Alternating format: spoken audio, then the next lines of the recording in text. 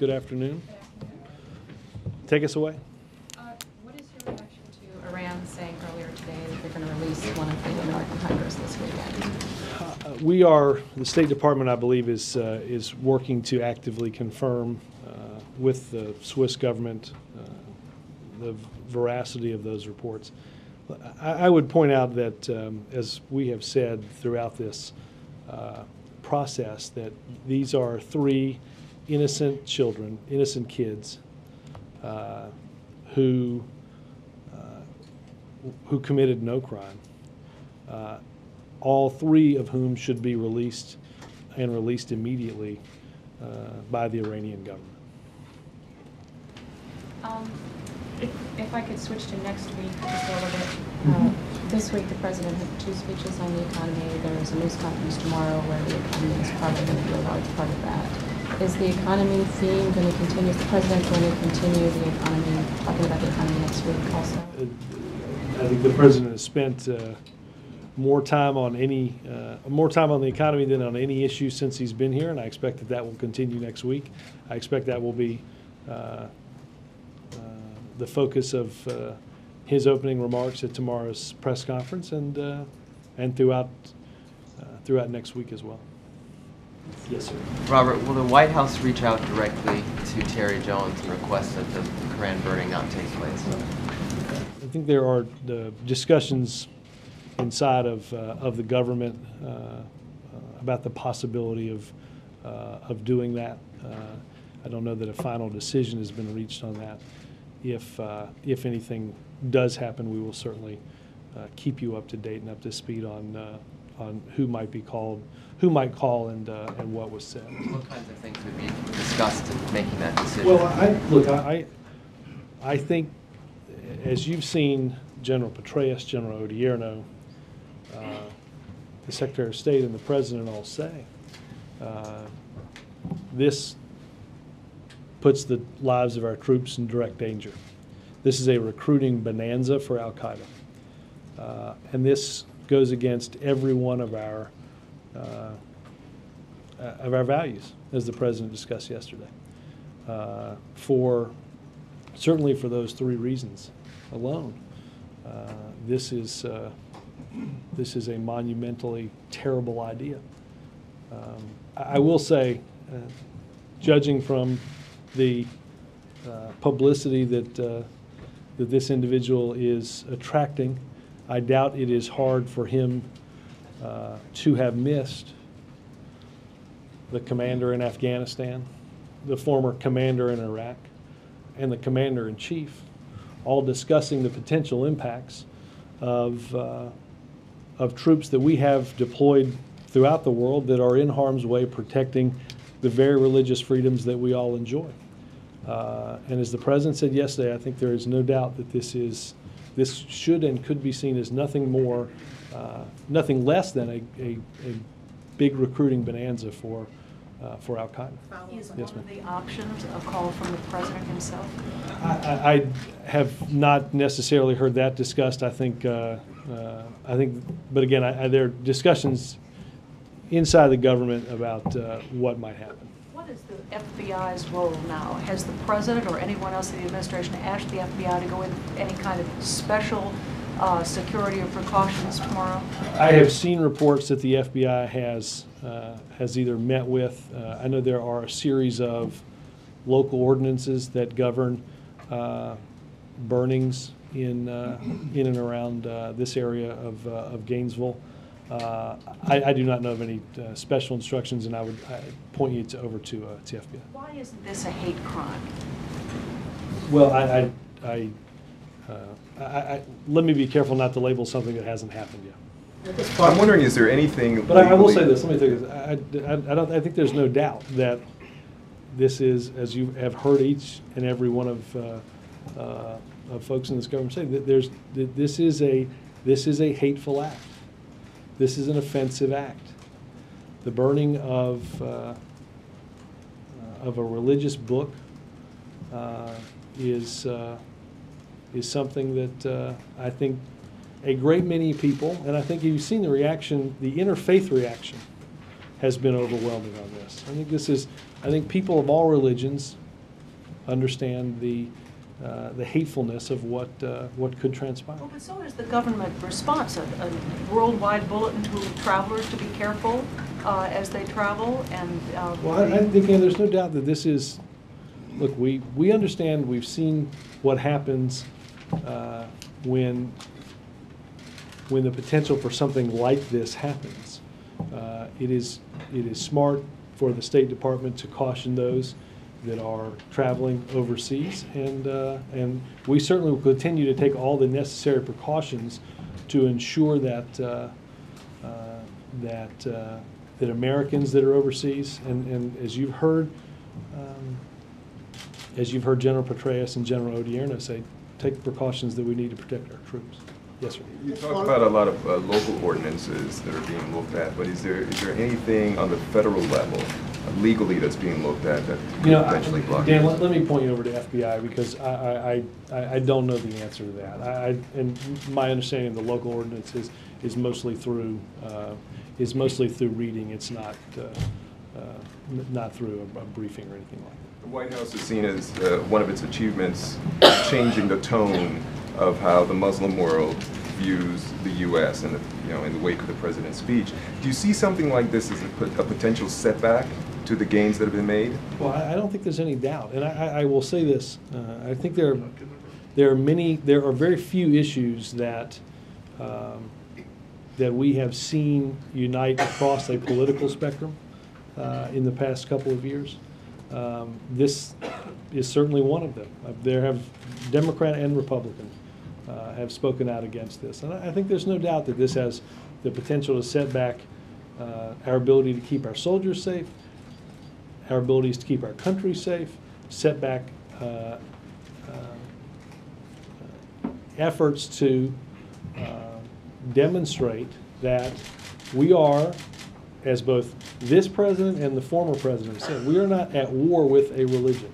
We are at war with those who have perverted the values and the beliefs of that religion, and who, I would point out, have killed more of their own religion than anyone else. Just on the speech yesterday, President Obama mentioned John Boehner's name, I believe, 8 times. Why did he think it was so important when our CNN polling shows that 55% of Americans aren't even familiar with him? Why was it so important to hammer away at his name yesterday? Well, look, Congressman Boehner represents, as the president laid out yesterday, a series of economic ideas that are rooted in the ideas that got us into this mess in the first place. The campaign committee chairman for both the congressional campaign and the Senate campaign went on Meet the Press and said, we want to return to George Bush's ideas. We want to return to the ideas of those 8 years that got us into this mess. And, we were in Cleveland, the same place that Congressman Boehner was in, where he outlined a return to the past, and the president wanted to outline what he believes a hopeful and vibrant American future looks like. What was the strategy, though, behind hammering away at his name so many times? I mean, you guys don't do anything by accident, so clearly 8 times you were trying to make a point here about John Boehner. I think taking the lack of new ideas and giving them a little lift is something that I think you'll hear the president do very often. Look at Congressman Boehner's interview on Good Morning America. The first thing he said is, we have to cut spending, and the second thing he said was, we should spend $700 billion extending tax cuts for the wealthiest 2% of our country. Now, how that makes any sense is something that we will certainly let John Boehner explain, and if it helps to use his name so that he gets a chance to explain that, I'm sure the president will continue to do it. How many times did I only used it once, didn't I? A couple of times. No, a couple of times. Yeah. Well, back on the pastor in Florida, the discussions, is the president personally involved in those discussions? Not that I'm aware of. I think they have largely been held from the National Security Advisor, with the National Security Advisor inside this bill. And have you heard the president talk about this? Can you relate Well, anything obviously, specifically that he said other than in interviews? What he said yesterday is what we have heard in here. I don't think he said anything that I can recall that's different than what he said in that interview. And is there any discussion of who the likely person would be in the administration to talk to this man? Again, there are some of those discussions. I'm going to, when we have something more concrete about that, we'll certainly, we'll read it out. On a little more philosophical level, have there been discussions, or does there come a point, even in a nation of laws, where when you have this kind of danger, and you can't pin any particular law on it other than public burning, does there come a point where you just say the danger is so great? For example, there are people now being held in indefinite detention, and a lot of people think there's simply no legal grounds for doing that, but the determination has been made that they're so dangerous, you've got to keep them there. Does there come a point where this man presents such a danger that you take him into custody, or you do something without pinning it on a particular law, and you say it's... I will say this, I would direct you to the FBI. I've not heard of discussion. But you haven't heard any discussions like that in the White House? I have not heard discussion. Nobody's talking about taking him into custody or anything like that? Not that I'm aware of. But again, as I said earlier to a question about the FBI, I would talk to the FBI. Yes, sir. You worry about giving this man and his flock more attention than they deserve? We're still looking glass here. Yeah, I was going to say, I don't own a television network, Wendell. I don't. The fact that the man has more people at his press conference than he does at his pews on a Sunday service, I think is an illuminating thing. I don't know if he's passing a collection around for. Look, I will say this, and that was sort of a softball. And I think I put that kind of deep in the left field seats, but look. You have somebody who has. There are more people in here than go to his church right now. I will say this, and I don't want to single anybody out, and I shouldn't. But parking a TV camera in front of a banner on the side of a truck and giving lift to something like that, I think there comes a point when you have to wonder, what is the utility of this? You have heard from our commander in Afghanistan that this puts our troops in harm's way. This is a desperate man seeking the attention of the better part of the world.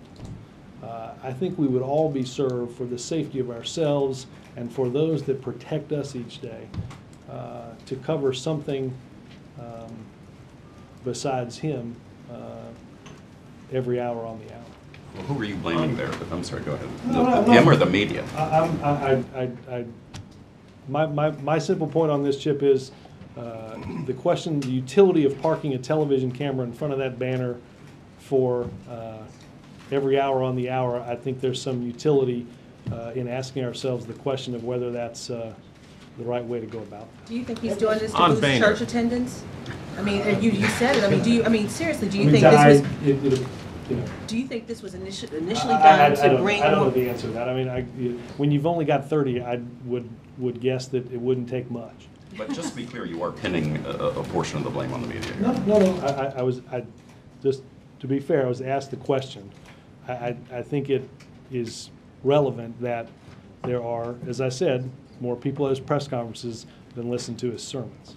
On the minority leader, do you think you can make the midterms a referendum on him in much the same way the Republicans would like to make the elections a referendum on the president? Well, I think the midterms will, as the president talked about, be a. I think any election is about a choice, and I think the president laid out yesterday the choice that he sees, and that is, are we going to go back to the type of ideas and the type of policies and the type of actions that that led us into this mess, or are we going to take steps to continue to strengthen and grow our economy and add jobs? I think the president is certainly comfortable with that as a choice that he thinks more and more Americans will look at as they make decisions heading into November. I don't think this is about one person. I think, though, that the one person in Congressman Boehner that we talked about yesterday embodies every bit of an economic vision that says that the free market is in total control, that we should spend money we don't have, that we should reward the wealthiest among us with tax breaks, and we should tell those in the middle class that you're on your own. I think that's been the economic philosophy that we saw throughout a majority of the past 8 years, and I think he embodies that to continue. The President said that Mr. Boehner hadn't offered any proposals, any economic proposals, and Congress says he has proposed rolling back the spending budget to 2008 levels and freezing all tax rates. Is that a practical proposal? Again, I you know, let's be clear. The freezing our tax rates for the wealthiest among us, for those that make $250,000 a year, costs $700 billion. Okay? He has certainly not proposed $700 billion in spending cuts. You know, you can't be for cutting taxes on small business, but when there's a bill in front of you to cut taxes on small business, you vote against it. That doesn't make any sense. You can't be for cutting spending and then adding $700 billion to the deficit. That doesn't make sense. I think the more and more people get a sense of the type of ideas that John Boehner and his colleagues are offering, that choice is one the President's more and more comfortable with. And on another matter, finally, there's an Iranian opposition group that claims the country is building a nuclear site about 80 miles west of Tehran. Is the U.S. aware of this? Or Let me just say, Wendell, obviously, we take the Iranian nuclear program, as you know, extremely seriously. We've instituted sanctions, and our Asian allies have added to the sanctions that have been introduced and passed in this country and at a UN level. I am not going to get into, though, discussing intelligence matters. Obviously, we continue to monitor the situation very closely. we are aware of it. I'm not going to get into discussing sensitive intelligence. Back on the pastor, have you reached out to former President Bush or anybody from the previous administration possibly be involved in any conversations with this guy? Not that I know of, but I can. So that isn't something that is among the discussions? Not that I've heard, but it's something I can check on. On the President this morning in the interview with ABC, he specifically would not draw a veto line in the sand, and he has done that before. He has made veto threats before. He did not make a veto threat on this. Why? I don't think it's going to get to that, Joe. I don't think we're going to find ourselves needing to veto it. When it comes to the decision on this tax rate? Yeah, I don't think legislation is going to come to the President's desk that he would need to veto. In August of 2009, the President answered somebody's question. He said a question about raising taxes in the middle of a recession. And the President said, quote, "The last thing you want to do is raise taxes in the middle of a recession because that would just suck up, take more demand out of the economy and put businesses in a further hole." First of all, I know we're technically not in a recession, but does the... Well, I don't know that we would argue that. I mean, again... I was just going to say, do you argue, are we in a recession or not? One. Well, and if that's the case... I'll let a group of economists with nice degrees on their wall discuss when it began, when it ended, when it changed. That's not... But you act as if it's a recession, because America feels like it. Absolutely. But I'll say this, Chuck, I talked about this a little bit the other day. There is not anybody in this country, let's be clear, that takes home $500,000 a year that is delaying their purchasing decisions. Okay? The consumer demand is not impeded by the millionaire that can't make ends meet. That hadn't been the case for 10 years. That wasn't the case in the late 90s. So in this case, he is okay with raising some tax rates in the middle of what feels like a recession. Because the example that he discussed and the example that you discussed doesn't pertain to those individuals. There's not a millionaire who's saying, I was going to buy the NFL season starts, I was going to buy a nice new 48-inch color TV, but I only make $1 million a year. Those people don't, if those people are out there, I don't think anybody that I know's met them.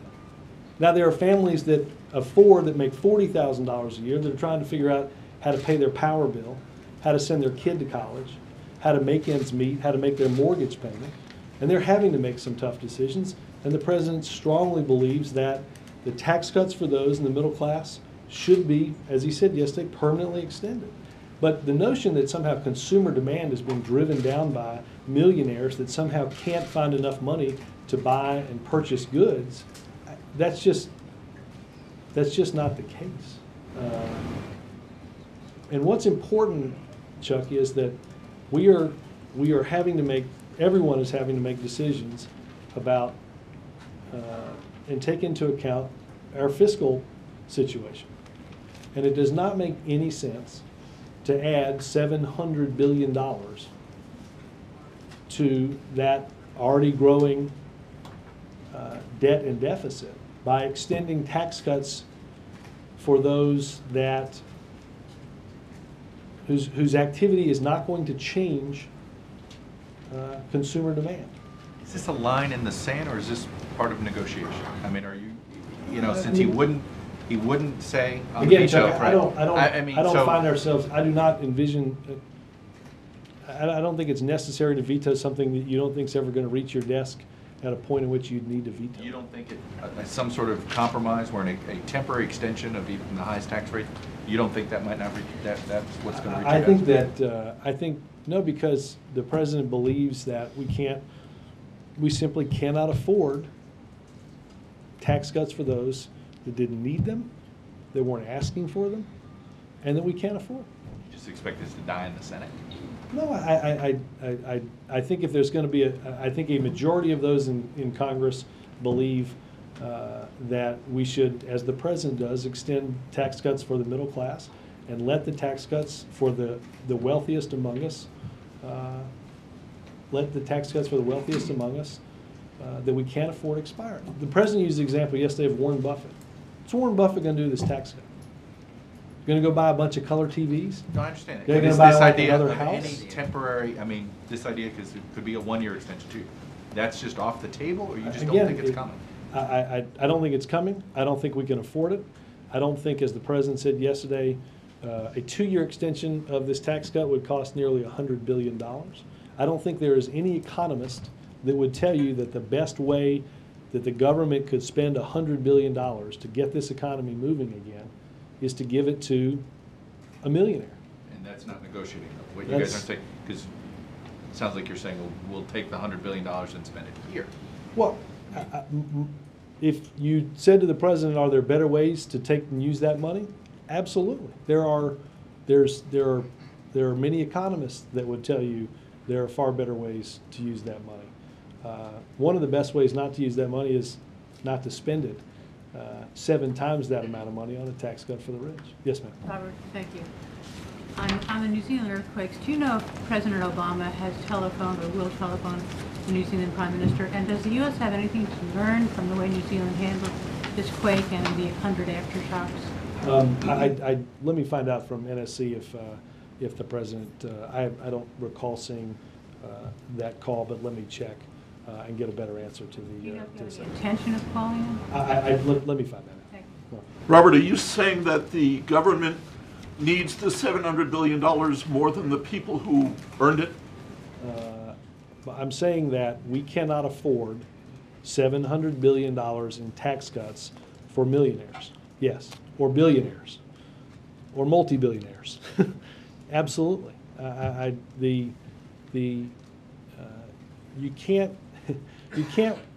You couldn't normally, I should say you can't, because you couldn't normally with a straight face go on television and bemoan the sheer amount of spending and then not even pause to breathe before blowing through another $700 billion in tax cuts that, again, the preponderance of them go to millionaires. A millionaire would get a $100,000 tax break. We are not a $100,000 tax break from a millionaire away from being in an economic position that strengthens us. We're just not. And then then the next argument is, well, what about small business? Well, what about small business? What happened when there was a bill to cut the taxes on small business? To cut the amount of money that people can expense based on their investment? Or zero capital gains invested in a small business? What happened? They voted against that. Yet their defense is, what about small business? Well, if you cared about small business, there was a bill to do that. It cut their taxes, right? If you care about spending, we can't borrow $700 billion for tax cuts we can't afford. That's the president's message. Yeah, but you don't have to borrow that money. Do you have that it? $700 billion that is revenue you won't get to spend if the tax cut is extended. Yeah. What's do you have to pay on the debt? Do you have to? Well, sure. Oh, okay. But the government can that's cut yes. spending on its end. Yeah, and again, the president does not believe that that's in any way a good use of that revenue. Yes, sir. The president met with Elizabeth Warren on Tuesday. Does that indicate that he is getting closer now to picking a nominee for the consumer agency? He has options to look through, and is going through those options.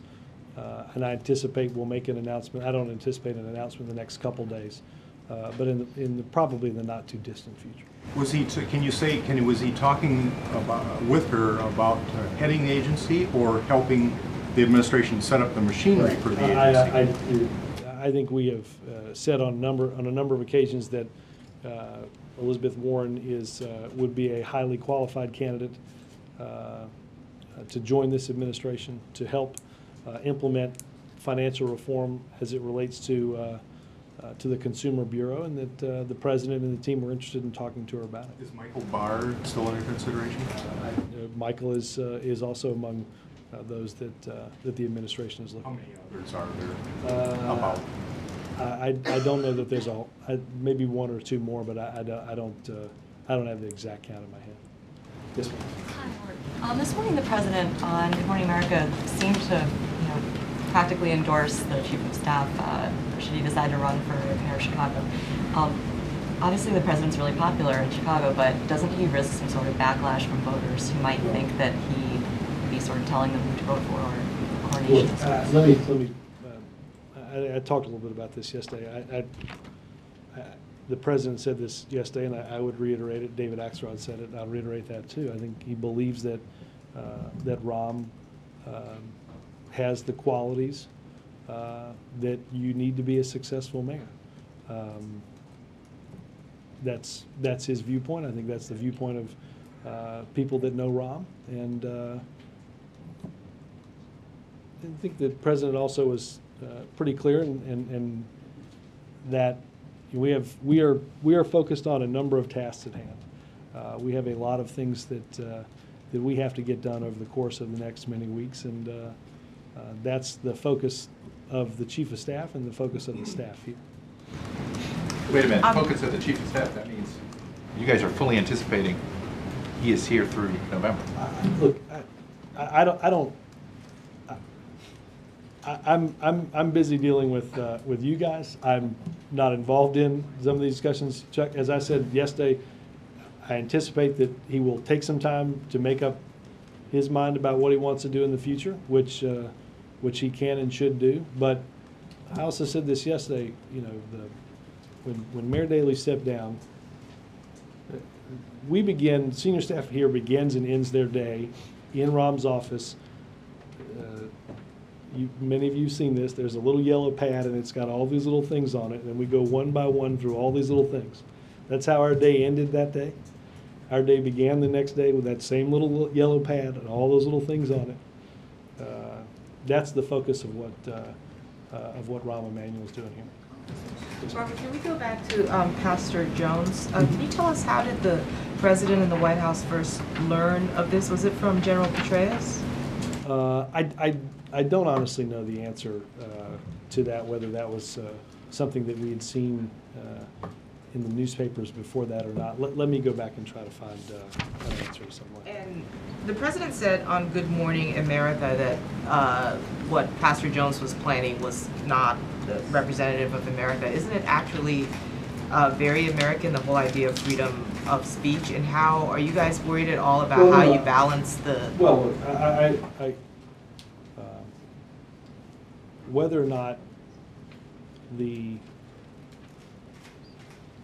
president was obviously not talking about that. Look, there are certain principles in the Constitution that that we know are enshrined and protected. That does not mean that one should do that. I think General Petraeus, General Odierno, the president have all enumerated quite clearly why that shouldn't be the case. The harm that it could cause our men and women, the harm that it could cause our ability to protect our own country. And that's what the president was speaking of about in that. Just one more. Given what we've had in the past month on the mosque in New York and now this Quran burning, is there any discussion within the White House that maybe this might be a time for President Obama to do a national sort of dialogue on Islam in America and America's relationship with Islam? Not that I've heard. Obviously, the president spoke about what the interest that we had in improving our relationship with the Muslim world last year, and I know that the president and members of the national security team are constantly thinking about that in decisions that we make on a whole range of subjects. Yes. Robert, I just want to make sure I understand what you just said to Chuck. First of all, my understanding this morning was that the president was saying that Rahm wouldn't be, his understanding was that the president, or that Rahm would not be making a decision about running for, but yeah, right. Too many characters in this. Let me start with this. That Rahm would not make a decision until after the midterms. Look, is that not how you heard what he said this morning? No, I'm not parsing what the president said. I simply reiterated to Chuck that that's a process that that Rahm is going to go through. I wasn't weighing in on the timing or the decision itself. But it sounded like Rahm had told the president he wouldn't make this decision until after the midterms. I don't know the answer to that, but I can. And also, if, regardless of who runs for mayor of Chicago, would the president get involved? Would he endorse? Would he be this sort of a special circumstance? Chrissy, I would say this, hard to make that judgment not knowing who the candidates are. Thank you, Robert. Two questions. One, what's going on? One wants to burn the copies of Quran, another one wants to burn the American flags, and in New York he wants to build a mosque where thousands of innocent people died of all the faiths. As far as Florida is concerned, do you see any new legislation that in the future something like will happen that like you mentioned, that no religious books should be burned? Well, look, I don't know of a legislative effort on that behalf. That probably is a better question for Capitol Hill. But again, all I know is that we understand the impact of what this. We understand the impact of this. We understand what this means for those in this country and those that are in harm's way. That and because of that, and because of its affront to what we believe, this is a hateful act that you've heard many in this administration, and will continue to say that this should not happen. To bring harmony as far as the mosque in New York is concerned, more than 80% Americans are against, and don't you think that the president should make some statement that there should be a kind of interfaith center where all the faith people who died, not just one faith, many faiths people died there. There should be an interfaith section where everybody can come and I think that I think as it relates, I want to take this back to the discussion that we were having earlier, and I mentioned this earlier, that the outpouring of condemnation at this act in Florida by those of all faiths is, I think, is an important thing for that pastor to take into account before he does anything this weekend.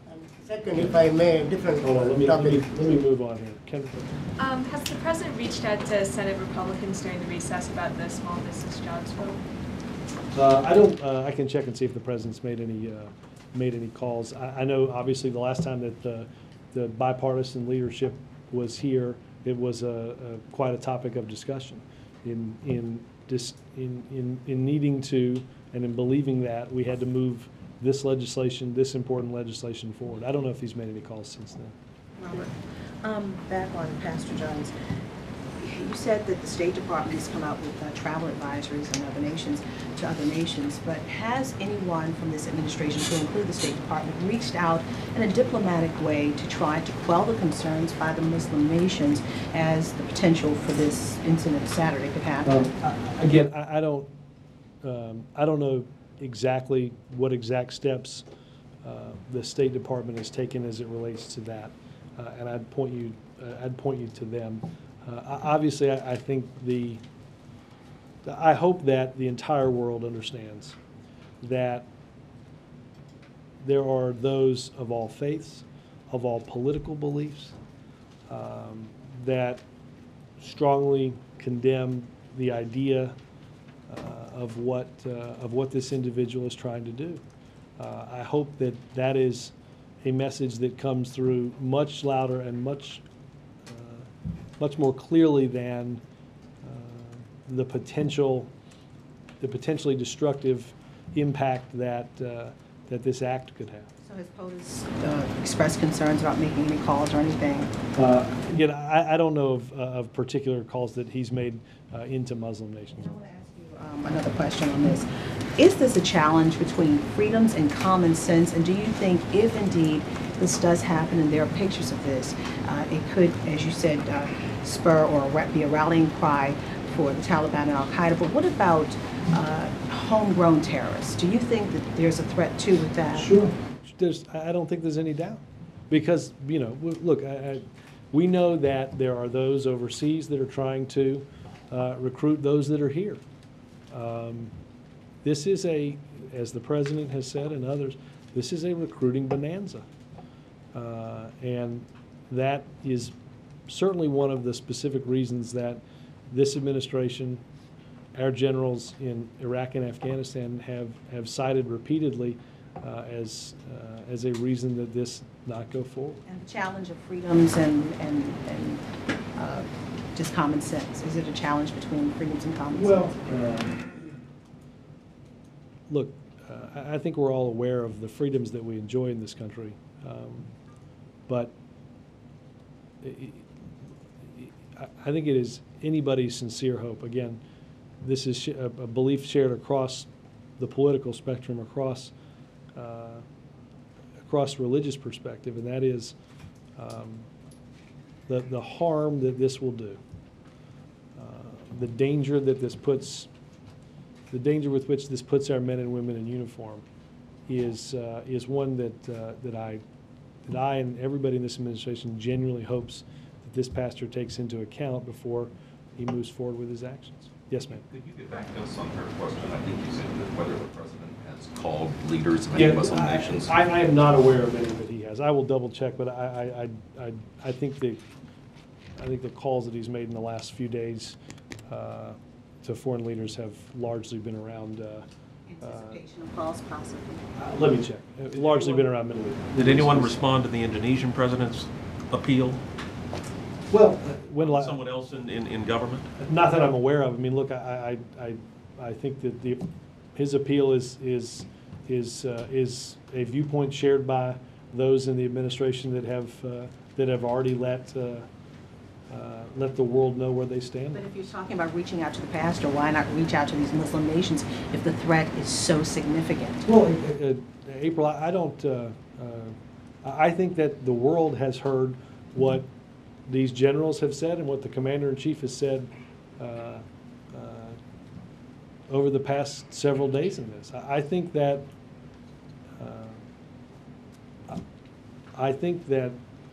there are those throughout the world that understand where the vast majority of Americans are on this issue. Yes, ma'am. Yeah, Robert, there's a lot of reports that the Senate might forego a floor vote on the defense authorization bill before the midterms. Where does funding the troops in Afghanistan and Iraq stand on the president's list of priorities heading into the midterms?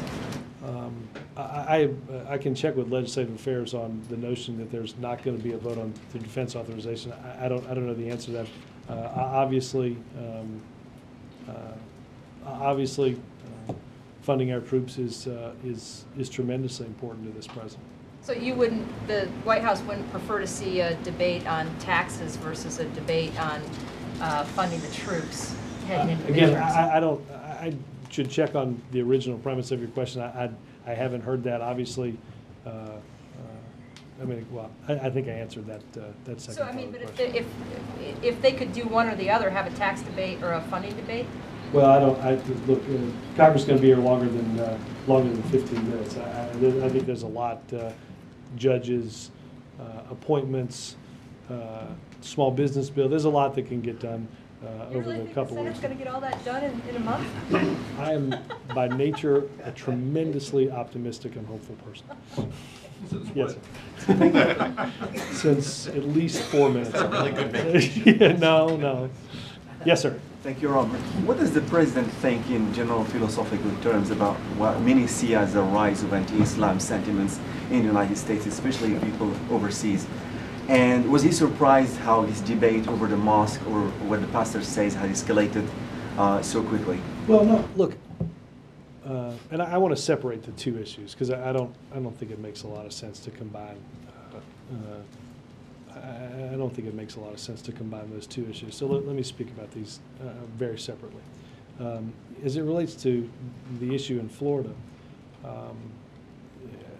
as I've said here countless times, that we understand the dangers of what these actions, what these actions could bring, and we have in this country. This country was founded on the notion of religious freedom, and the offensive nature of taking the religious text of somebody's religious text and burning it is among, I would assume, among the most destructive things that somebody could do.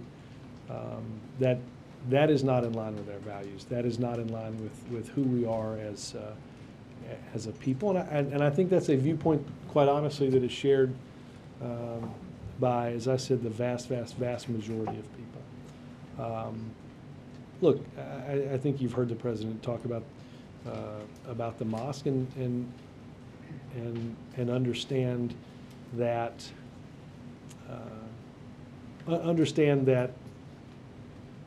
the anniversary of 9/11 that we'll celebrate on Saturday is one that is, although 9 years past, still and will always be very raw in people's memories. But again, I'm reminded by a viewpoint that is shared by this administration and the last administration, and that is that those that we're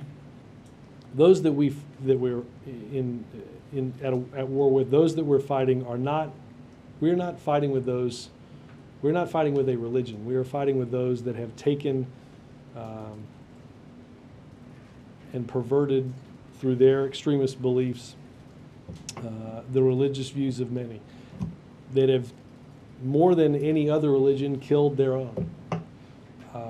That's an important lesson for all the world to know and to understand, and the president will continue, and this administration will continue to work to improve our relationship with those all over the world. Was he surprised to see, by the nature of this debate, how acrimonious it became? How what? How sharp it became, how it escalated? Well, again, again, I think that, and I think you heard the president say this yesterday, that you know, that there is the offensive nature of what is being proposed in Florida. I think it's understandable that that has gotten that has engendered quite a lot of response in this country. Yes, ma'am. Robert, the White House just issued a statement about Eid celebration. Would the president do also a video message, and would he talk about, you know, if he talked about? Well, let me check on the video. I don't know if he's done a video on that or not. Yes, sir. Robert, in the colloquies about the Bush tax cuts, you referred to Warren Buffett and millionaires not necessarily needing the money. Can you shed some light as to how the $250,000 cutoff point came to be, when, of course, there are a number of couples who would earn $250,000, depending on where they live, who don't necessarily consider themselves rich? No, but at the same time, again, I'd separate whether it's $250,000 or $500,000 from a family of four that makes $55,000.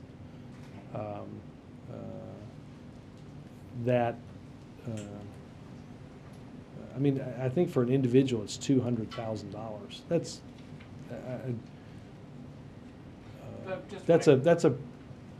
a pretty that's a nice sum of money. That's a pretty, you're making a pretty good living at $200,000 a piece. I think even again, it is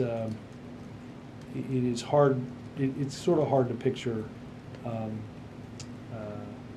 somebody clearing $200,000 again that's having trouble paying the light bill, unless you live in a house that has maybe too many lights. And conversely, if all of the tax cuts were to expire, all of them were to expire, CBO estimates that this current deficit, this year's current deficit, would be cut in half by fiscal 2012. Right. Well, perhaps why not?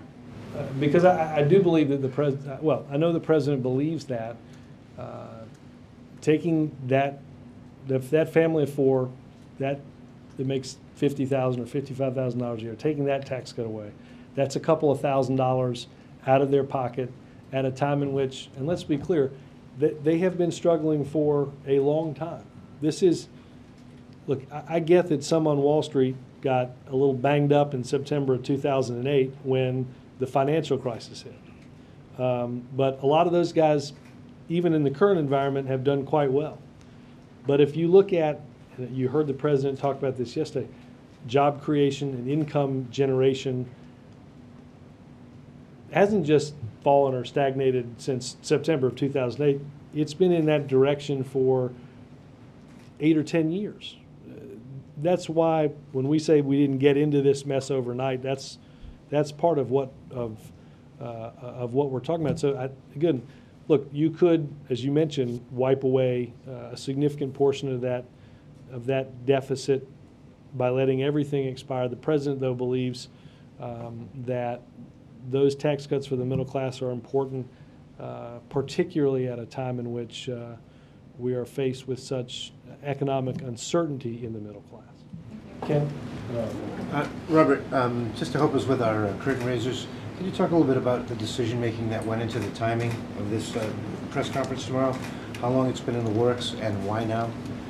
Well, we announced it last week, so I'm trying to think. We probably had this discussion a week or so ago. He missed you guys, Ken. He's all right, sorry. That shocked me too. No, look. Why now specifically? No, I mean, look. I think it's as good a time as any for the president to talk about the economy, talk about what's at stake in the upcoming election, just as he did yesterday. I think, you know, again, the president will have an opening statement and then answer questions, I presume, on a whole host of of topics like we do in here each day. Thanks, guys. Between now and tomorrow's press conference? Pardon me? Does the president have any interviews set up between now and tomorrow's press conference? He did 2 this morning, yes. But what about tomorrow? We understand there's some tomorrow. Tomorrow morning. There's, he taped an interview today for tomorrow, and then did an interview, which I think will become public later today. La Pignon later today, and Tom Joyner's show today, this afternoon, early this afternoon for tomorrow morning. You think President will Thank have you. a message?